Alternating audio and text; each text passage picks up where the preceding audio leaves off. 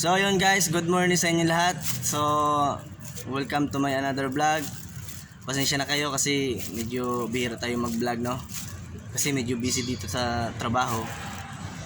Baka ngayong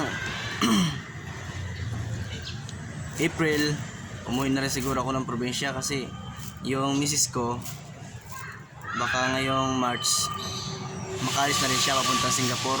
So baka umuwi na rin ako ng probinsya, tapos siguro doon ko na rin may papagpatuloy yung aking pagbablog.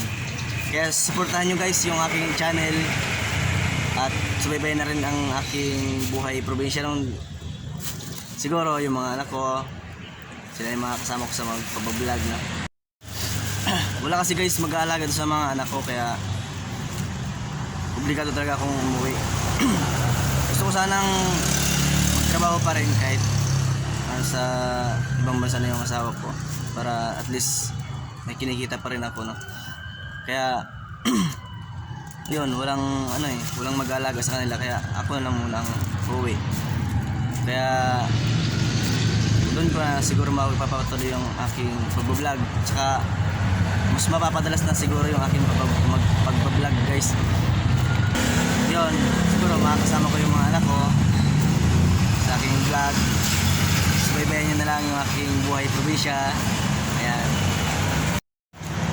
At yun nga pala guys, masaya ako kasi meron na tayong 861 followers guys. Kaya sana dumamay pa kayo at patuloy nyo akong suportahan guys. So yun guys, shout out nga pala sa 861 followers ko.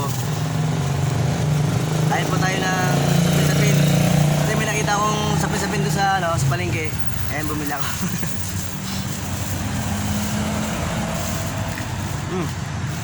Galing pa daw ito ng Laguna. Ano kayo, sapin-sapin.